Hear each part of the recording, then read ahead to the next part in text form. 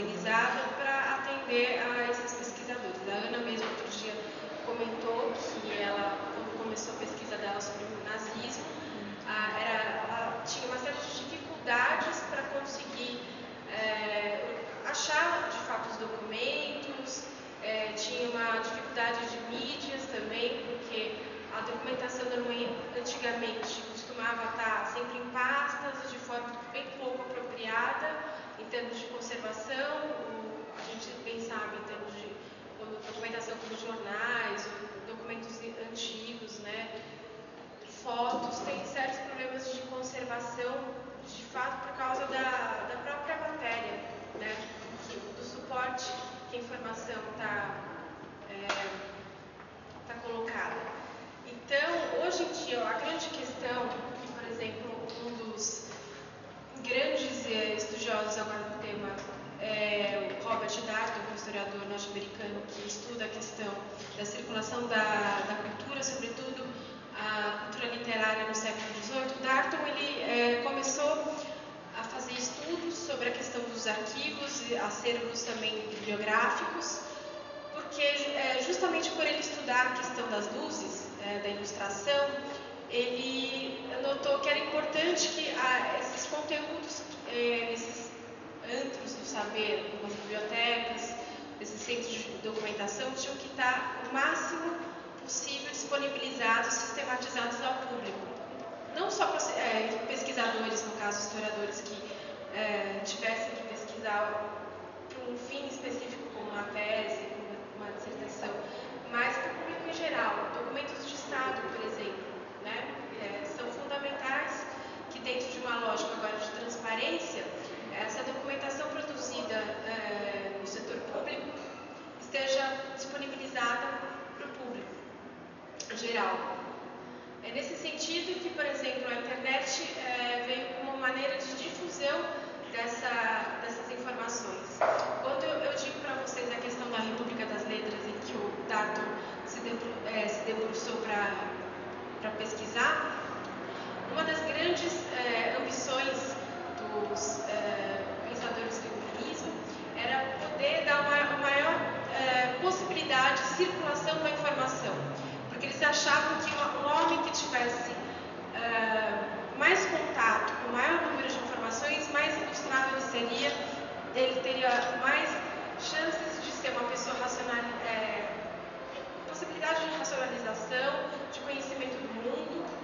Então, quando o Diderot pensa na enciclopédia, ele pensa nesse sentido, em quanto que as informações podem circular para o maior número de pessoas. Quando a gente pensa hoje em dia, ainda mais com essas mídias digitais, isso acaba sendo propagado de forma exponencial, né? É uma grande circulação. Então, uma das preocupações de muitas instituições e bibliotecas públicas e os próprios governos é dar acesso a essas informações.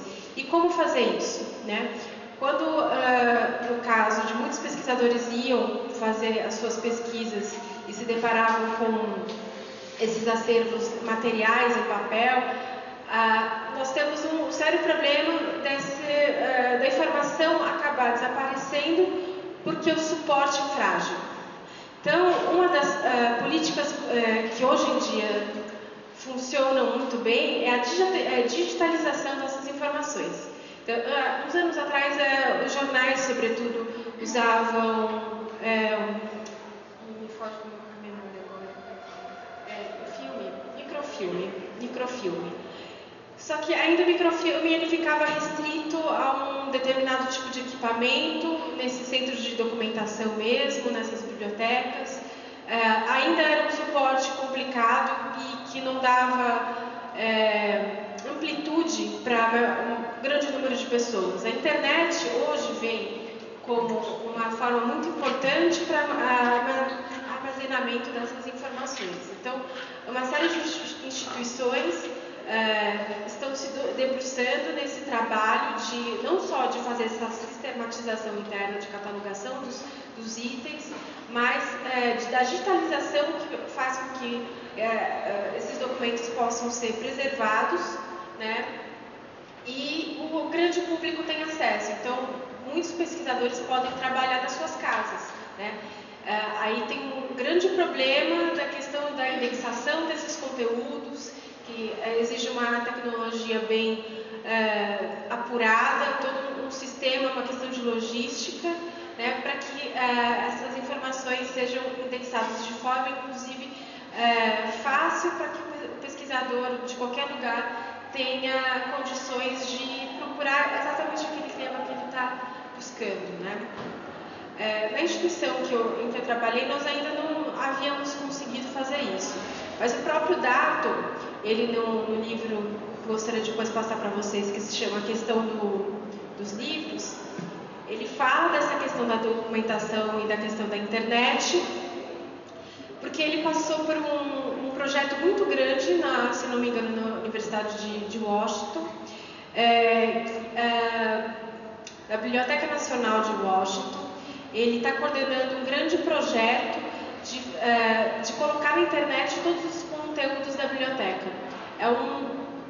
Realmente é um projeto muito ambicioso e que também buscava ampliar para outras universidades norte-americanas, europeias também. Uma série de instituições tem se debruçado para fazer isso. O IEB, da USP, tem projetos nesse sentido também. O MAC, o Museu de Arte Contemporânea, também no sentido de disponibilizar documentação e também imagens das obras para pesquisadores também no seu sistema. E é um trabalho muito amplo, né?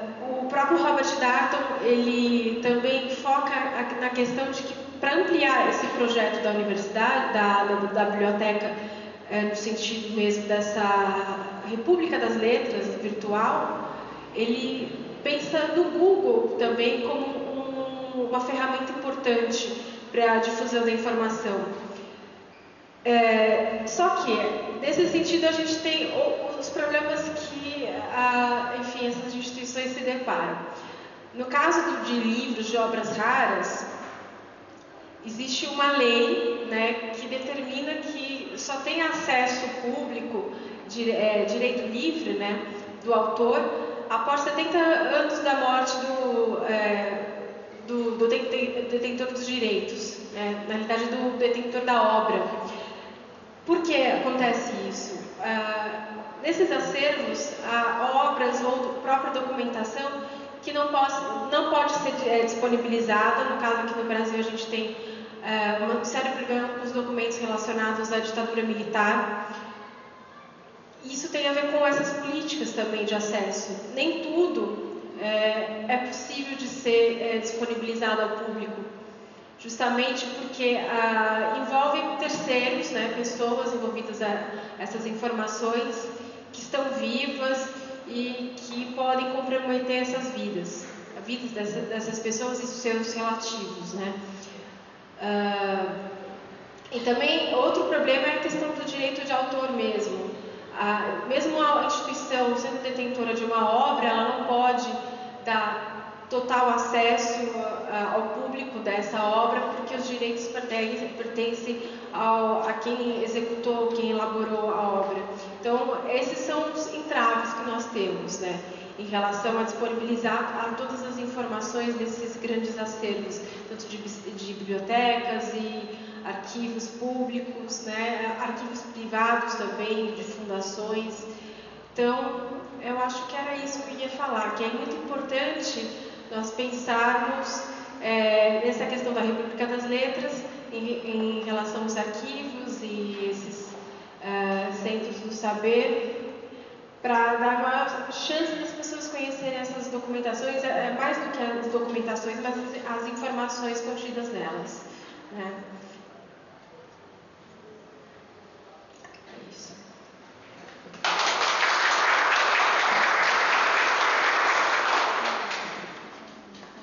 Agradeço a sua fala, Mariana. Eu acho que você tocou em pontos bastante sensíveis, né, da questão do acesso, principalmente essa questão da discussão da abertura dos arquivos da ditadura militar. Mas aí a gente depois discute melhor durante o debate. Eu vou passar a palavra, então, ao Alexandre de Almeida. que é pesquisador do acervo Fernando Henrique Cardoso. PowerPoint que eu queria mostrar para ele.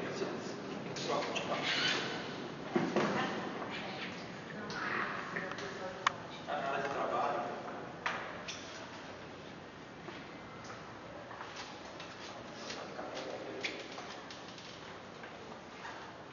Eu fiz um PowerPoint para organizar melhor as ideias e para não avançar muito, porque daqui a pouco passa 50 minutos, estou falando na metade da fala. Eu tenho que organizar e a fera aqui ao lado, você sabe como é que é. 5 minutos, e está certo. Bom, enquanto ligo, eu me apresento. Meu nome é Alexandre de Almeida, eu sou historiador, trabalho numa empresa chamada Grifo Projetos Editoriais Históricos, que presta serviço no Instituto Fernando Henrique Cardoso. Eu coordeno o setor de arquivos audiovisuais e sonoros da instituição. Trabalhei também no Arquivo Público do Estado de São Paulo, no Centro de Memória Bung, e fiz alguns estágios durante minha graduação em museus, como o Museu Paulista, o Museu do Antigo Banespa, já entregando aí a minha idade, né? O Banespa faz tempo que ele existe. Então eu pretendo falar, posso falar de pé para poder ver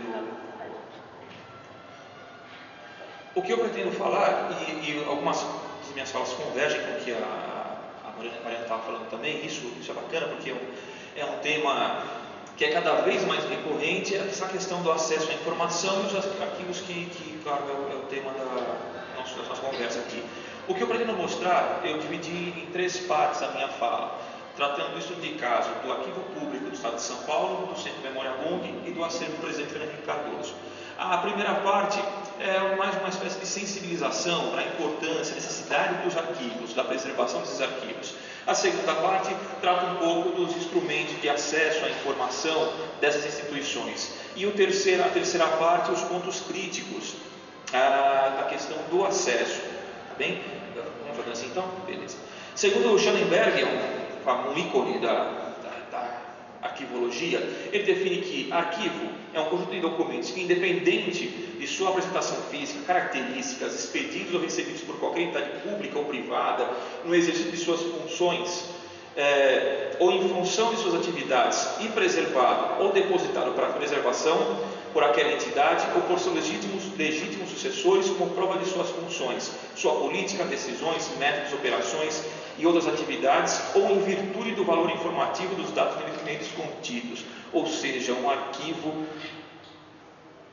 pode conter qualquer tipo de documento, certo? A gente pensa em arquivo, geralmente o papel, a primeira ideia que vem à nossa mente aqui, o arquivo é um conjunto de papéis, mas pode ser qualquer coisa. Um arquivo pode conter qualquer tipo de documento, certo? Como resultado da função, como resultado da ação humana. Tudo bem? Por isso que nós podemos falar, por exemplo, ainda que seja um tema que se disputa muito com os bibliotecários, mas um arquivo de livros, certo? Um arquivo de objetos tridimensionais, ou mesmo o arquivo pessoal. Pensemos no nosso próprio arquivo, né? Nosso arquivo não tem apenas documentos, nosso arquivo tem objetos, nosso arquivo tem, enfim, o que mais vocês podem imaginar tem nos nossos arquivos? Além de fotos, filmes, músicas, stickers, que eu recebi sticker agora no presente. Então, segundo Schellenberg, o arquivo é um conjunto de documentos das mais variadas formas e produzido das mais variadas maneiras. Vamos para o próximo. E qual que é a sua função? Segundo Bruno Delmas, também um arquivista francês, ele diz que o arquivo serve para provar, lembrar-se, compreender e identificar-se. Provar para quê? Para defender seus direitos. Daí nós tocamos esse ponto, né, dos arquivos referentes ao período da ditadura militar, a função que ele ganha, a proporção que ele ganha hoje de importância. Lembrar do que foi feito e da experiência adquirida para agir. Conhecer para entender aquilo que os outros fizeram ou descobriram. E identificar-se para existir e promover as relações sociais. Então o arquivo, ele deixa de ter aquela função que o senso comum atribui a ele, né, que é um lugar onde se coloca documentos, papéis velhos, e ele tem essa função, aliás, essas várias funções. Vamos lá? Aí Aí entramos na questão do acesso. Segundo o Conselho Internacional de Arquivos, um documento desse ano, acesso é a disponibilidade de documentos para consulta como resultado tanto da autorização legal quanto da existência de instrumentos de pesquisa. E esse ponto final, instrumentos de pesquisa, é um grande gargalo, né, no que diz respeito ao acesso ao documento, ao acesso à informação. Veremos isso mais para frente, né? O que é mais importante, estamos mudando o paradigma da cultura do segredo para a cultura da informação. Vamos no próximo. A cultura do segredo é uma cultura ligada ao totalitarismo. Por quê? Porque a característica do totalitarismo é a prática do sigilo. Já a característica da democracia é o conhecimento das ações. Certo? Você percebe se uma sociedade, se um governo tem características de um ou do outro pelo acesso à informação. Se você tem acesso livre à informação, não necessariamente o documento, mas à informação, você percebe que aquele governo, que aquela instituição pública ou privada, ela age de uma forma democrática. De modo contrário, não. E o Ernesto, isso segundo Alicia Barra, o Villanueva fala de um conceito muito interessante, que é bem característico dessa prática do sigilo, chamada cultura patrimonial do poder. Todo mundo aqui já teve um chefe que guardava as informações na mesa, na gaveta e trancava. Não é isso? Nunca tiveram? Eu já tive. É a cultura patrimonial do poder. A informação que diz respeito a todos está na gaveta dele.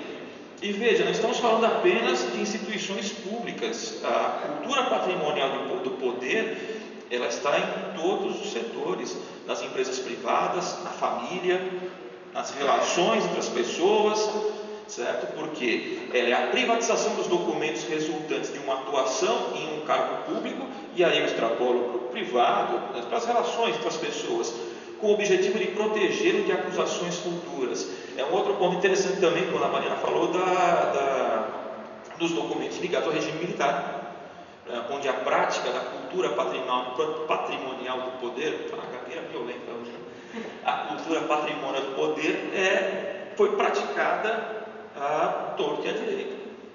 Vamos lá? Com isso, tudo isso graças a essa nova lei, né, que em novembro desse ano completou um ano, que é a Lei 12.527, chamada Lei de Acesso à Informação. Ela tem dividida em 5 partes.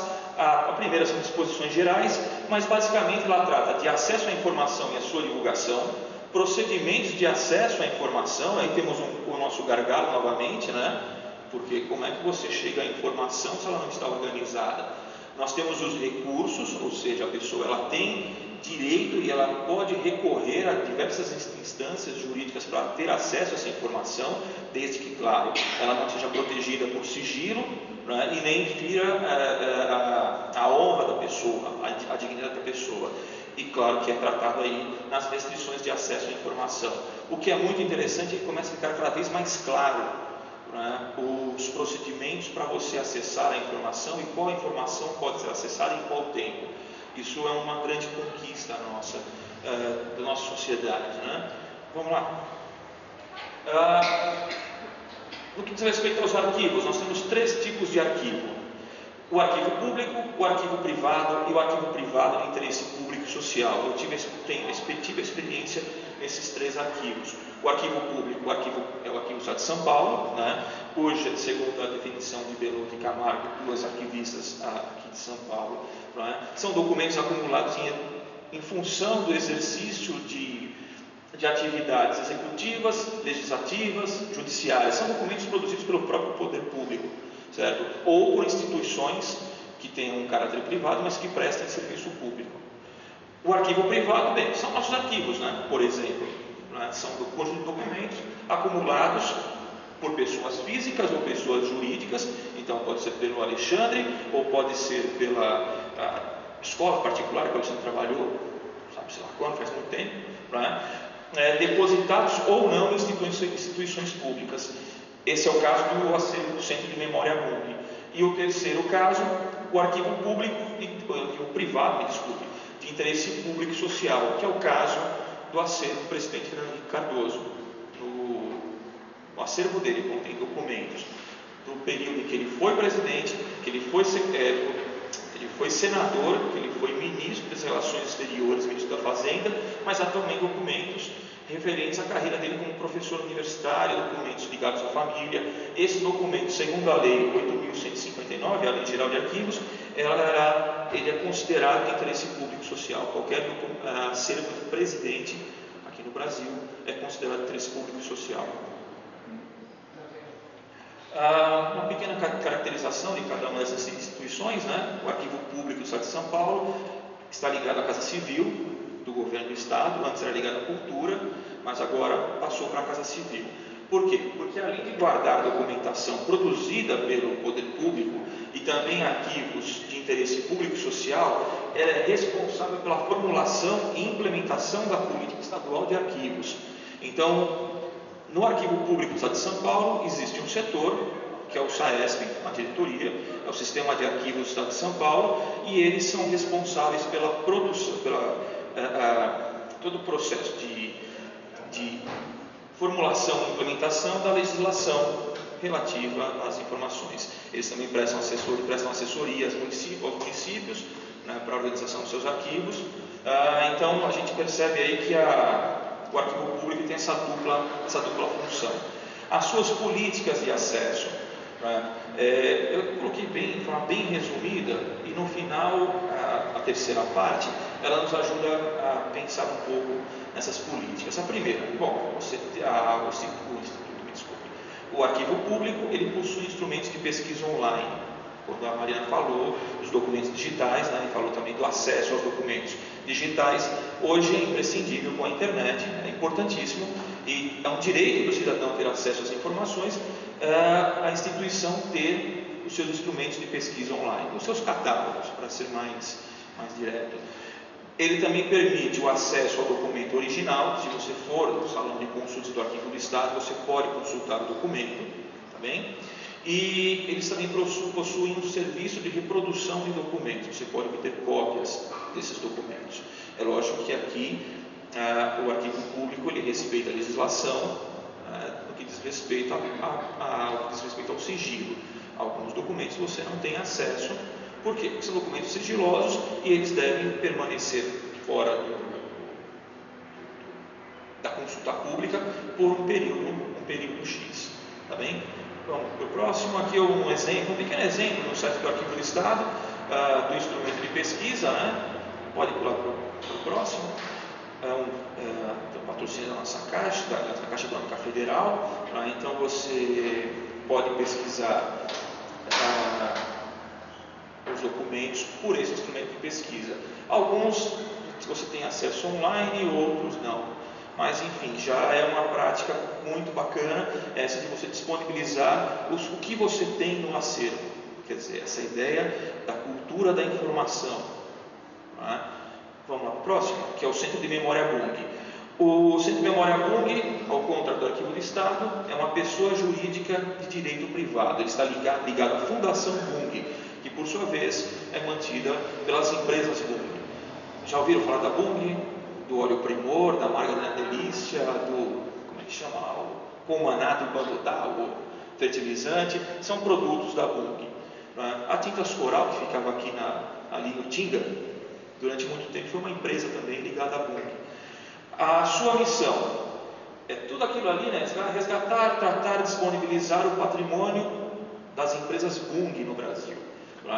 O perfil do seu acervo é documentação dos departamentos de comunicação, marketing, recursos humanos, doações de funcionários e ex-funcionários. Veja, é um perfil diferente do acervo do Arquivo do Estado de São Paulo. Ali você tem a documentação produzida pelo poder público e arquivos de interesse público social. Cito alguns exemplos que na hora me fugiu, mas acervos ligados a ex-governadores do Estado de São Paulo. Washington Luiz, Ademar de Barros, Altino Arantes, Zé Carlos Martins Soares. Esses acervos estão sob a guarda do Arquivo Público do Estado de São Paulo. A política de acesso também muda em alguns aspectos. Primeiro, tudo bem, tem instrumento de pesquisa online. Segundo, a consulta local mediante agendamento prévio. É proibida a reprodução de documentos. Os documentos são privados. Você tem acesso à informação, mas o documento, mesmo a cópia dele, é proibida. Você pode utilizar o documento respeitando a legislação em vigor e os direitos autorais e a imagem, no que diz respeito ao direito autoral e imagem das pessoas.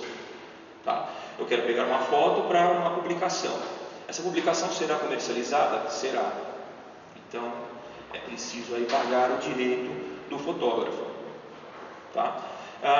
E por fim, a exigência da citação do centro de memória e autores dos documentos que compõem o seu acervo. Isso é uma exigência legal, inclusive, dar o crédito, por exemplo, ao fotógrafo. Mais um exemplo aí do banco de dados, do centro de memória Bung. Né? Depois tem várias possibilidades aí de cruzar informações, buscar informações. O mais importante é mostrar e ilustrar que há um banco de dados disponível online. Vamos para o próximo. Mais uma. Aliás, inclusive são comerciais do Adubo Maná. É o famoso Maná do Bandudá. Vamos para o próximo? Esses são os níveis de pesquisa. Né? Você é uma pesquisa geral, pede lá filmes da Maná. Aparece o que tem de filmes e depois você escolhe um documento e aparece a identificação daquele filme. E ainda não tem o comercial online, que é uma pena. Vamos lá? Por último, o arquivo do Fernando Henrique Cardoso. É um terceiro tipo de arquivo, né? É um arquivo privado de interesse público, conforme já disse a lei, que está sob a guarda da Fundação Instituto FHC. O nome é assim mesmo, é estranho. Fundação Instituto, era Instituto antes, ficou Instituto IFHC, depois mudou a figura, né, jurídica, passou a ser Fundação, mas existia a marca IFHC que já estava consolidada. Então resolveram fazer esse jogo aí e batizar a criança com dois nomes. Qual a diferença faz? Oi? Instituto ou Fundação? Entendi. Podem depois haver dificuldades. Foi pelo seguinte, é uma questão de conseguir financiamentos, de você ampliar o seu escopo de atuação. Eu honestamente não sei te explicar juridicamente, não consigo explicar exatamente a diferença de um para o outro. Tá, joia, ótimo. Eu não sei, mas eu conheço quem sabe. Tá. E o que diz a legislação sobre esses documentos privados de interesse público? Bom, primeiro, que é praticamente tudo. Não existe um conjunto, não existe um gênero documental específico, somente a documentação textual. Tudo interessa, tudo é do interesse que compõe esse arquivo privado de interesse público. Né?